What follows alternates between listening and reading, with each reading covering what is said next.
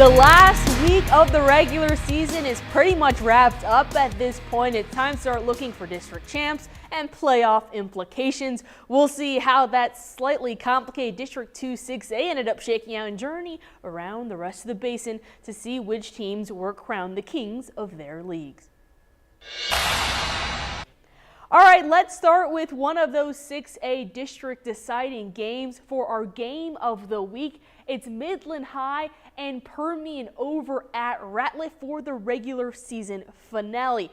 MHS is already eliminated from contention, but could have played spoiler as Permian was looking to keep up with a group at the top for a piece of that chip. Tyler Dupnick was over at Ratliff, and he's going to tell us more about how this game ended up shaking out and what those results mean. Yeah, Jen, it was senior night here at Ratliff Stadium, and there's plenty on the line as well with Permian looking to clinch at least a share of the district title. Now the defenses came to play. We knew it would be physical. They were really stingy in the first half, and all three phases of the game showed up. Let's take a look at those first half highlights. The 8-1 Permian Panthers getting creative with the trash talk as they welcome Thad Fortune and his 5-4 Midland High Bulldogs to town in a district matchup in the final game of the regular season with plenty on the line. And our game of the week, and it was also senior night for Mojo as we start on the opening kickoff. It's senior Jaquan Richardson weaving and darting his way through. A stiff arm makes another man miss. He's down the sideline with blockers in front. Richardson might take it all the way, but a flag calls the play bad. They do have good field position, though. No worries as senior quarterback Rodney Hall will put the finishing touches on a quick scoring drive. Nice move with a 24-yard touchdown run. 7-0 Permian early in front on a Friday night. As we shift over to defense, which was a theme in the first half, Stroman Bridges on fourth down is sacked by Parker Haynes. And a turnover on downs. That was also something we saw in the first half as Midland High turned the Panthers away right here. It's Adam Alvarado with a tackle. Now we have a blocked punt as Ethan Dominguez comes flying in. Special teams playing a factor on both sides. It would be recovered in the end zone by the Panthers, but it would be, and so that would make it a safety. And that's how the Bulldogs got on the board in a tough, slug-it-out kind of night, 7-2 after the safety on the block punt. After a good punt, pin Permian back deep. So, again, special teams playing a factor. And as I say it, here comes senior Tate Terry, and he's going to bang it through from 38 yards out to give Permian a 10-2 lead at halftime in a dogfight. All right, here with Permian senior quarterback Rodney Hall. Yeah, you're a senior. It was senior night here at Ratliff Stadium. You have a number of other seniors that were very impactful players. What does it mean to send that senior group out with a win? I love these boys, and, we're going to fight to the end, and definitely it's senior night. We're not going out with the loss, So, we told our boys, we just got to come through strong, fight to the end, and, we got the win. Yeah, so as you heard from Rodney Hall there, a lot of love for this senior group. And on senior night, they were not going to go out with a loss, and they got the job done. They had a close game in the second half. At one point, it was 10-8, but they went on to score 21 straight and ultimately get the win over Midland High, 31-15. Now, the Permian Panthers now clinch a share of the district title. They had the trophy on the field afterwards. Great ceremony for that group. Obviously, they finished regular season 9-1, so terrific season. There's a lot of hype around Mojo as they head into the postseason now. So great senior night here at Ratliff Stadium. For Permian as they get the win over Midland High, and now they have some momentum as they head into the postseason, Jenna. Well, thank you so much, Tyler. So we know one team that got a piece of that chip, and now we're going to have to look over to the next team that was looking for a chunk of it. That's right, it's Legacy. They wanted a share of the title, and they're going to try to notch one against OHS. We had one of our fearless reporters out on this one for an update. And Jason Freund, he was back at Astound Broadband Stadium, and he's going to give us more. Did they win a piece of that chip, Jason? Well, on a chilly night here at Astound Stadium, Midland Legacy will be walking away with a share of the district title. However, it didn't look like things were going their way in the first half, as Odessa High had two key interceptions to take them deep into Legacy territory, getting touchdowns off of those turnovers and even leading 21-7 at one point in the second quarter. Let's take a look at those first half highlights to see just how Odessa did it. Midland Legacy looks to hold a share of the district title, but Odessa High standing in their way, ready to spoil the fun. After an interception brings them down to the red zone, Odessa hands it off to Ivan Carrion, who's going to break some tackles all the way into the end zone for the touchdown. Odessa scored a touchdown, so Legacy needs to get into the end zone. Hand off to Madden Malloy, who cruises his way into the end zone. Legacy is on the board, but still down 7. Broncos now with the ball, but on 3rd and 32. Who do you go to? Ivan Carrion, of course. Jalen Jones floats up a pass, and Carrion comes down with his 3rd touchdown of the half to make it 21-7 in favor of the Broncos. Legacy would come back and tie things up later in the half. Okay, Josiah, big win today. Defense held the line. You had a big sack in the first half to stop them, and then there was a pick 6 in the second half. Tell me, how did your defense step up to win this game today? We just held together. I mean, they kept scoring, but it was hard on us. It was getting us down, but we had to pick ourselves up, keeping each other up, and we brought each other together as a family and a team and worked ourselves back to where we wanted to be. Unfortunately for Odessa High, the momentum would stop late in that second quarter as Midland Legacy came back to tie the game up at 21 and take a 28-21 lead by halftime. And then when the second half rolled around, Midland Legacy took over the game, scoring touchdowns on running plays, passing plays, even a pick 6, running all the way to win that game 62-48, and of course take a share of the district title. Jenna, back to you.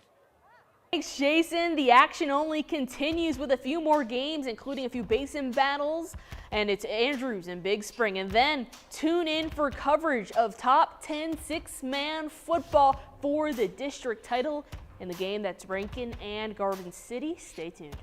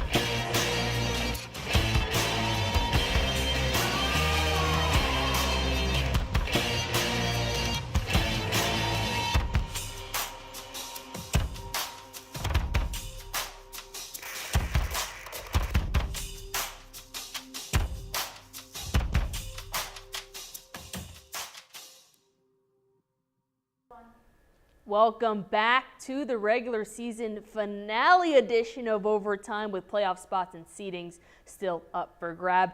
This week looks to cap off this slate with a bang. As always, your News West 9 sports team will keep you updated and informed on the news and the scores and the highlights that you need to enjoy this final stretch. And speaking of the sports team, let's invite the second half of the department, Aaron Galvin, into the studio with an update from other games around the basin. Well, that is absolutely right. Tonight is really where the rubber met the road, and we start in 4A with a big district matchup between the Andrews Mustangs and the Big Spring Steers.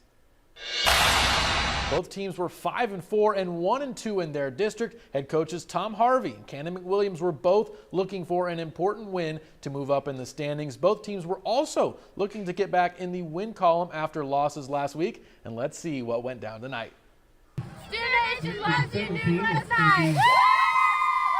Well, the Mustangs were galloping down the field early, a drive that ends with this short touchdown run by number 25, Noah Tellez. Then later in the first half, it's quarterback Ashton Galvan on the rollout to his left side and finding his wide receiver open in the back corner of the end zone for the score to increase the Andrews lead. Then later, it's Galvan again, and this time he'll do it with his legs on the quarterback keeper, finding his way into the end zone for the score. And on the ensuing two-point try, Galvan with a trick play with only 3 down linemen finds Sean Parker for the conversion. Andrews was up big at the break 32-7, and they would go on to win 40-20.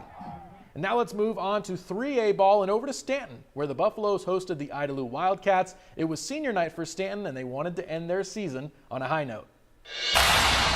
Idalou came in at 6-3, while Stanton was 2-7. It's been a struggle on offense this year, but the Buffaloes were hoping to end a 4-game losing streak tonight.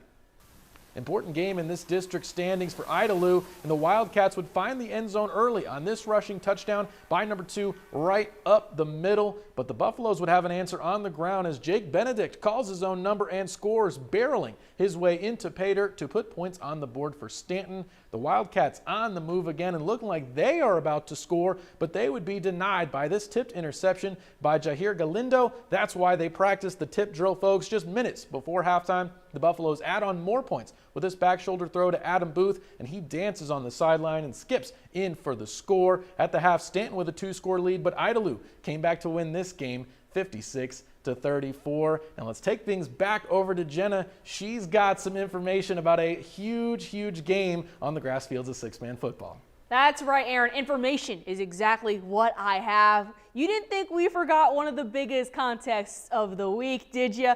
It's a battle between 2 top 10 teams in the state. That's right, it's Garden City and Rankin. And this one was for the district title, with both teams coming into this one with an 8-1 overall record and a 3-0 league record. The Red Devils have been at the top of this district for the last few seasons.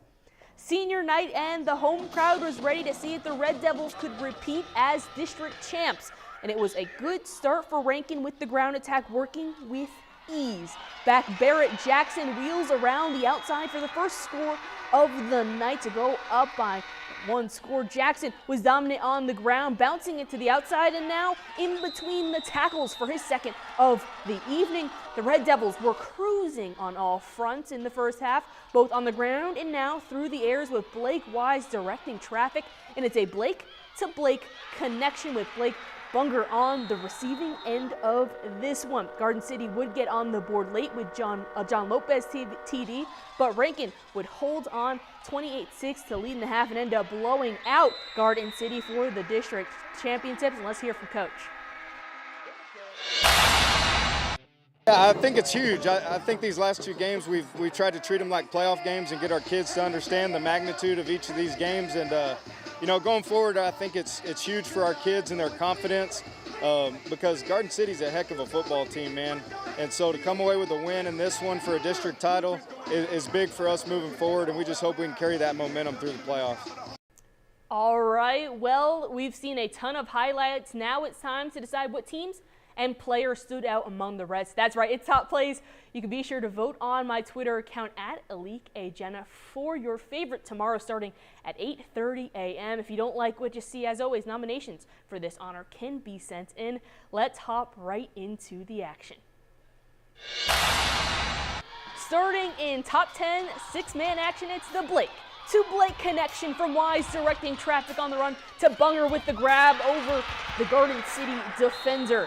And now to 6A district play. It's the duo we've seen thrive all season. It's Jalen Jones to Ivan Carrion over two defenders with a third coming over for the TD. Over at Ratliff, it's a special teams play. Ethan Dominguez with the block punt, resulting in a safety for the Bulldogs. Now on the defensive side, it's Jahir Galindo for Stanton with the tipped interception off the hand of the Idalou receiver. All right, that's all we have for overtime. As always, starting in the beginning of next week, we're going to have coverage for you. Also, going into the playoffs, we're going to clear up that playoff picture for you and make sure that we have coverage. But for now, that's it for overtime. See you guys next week.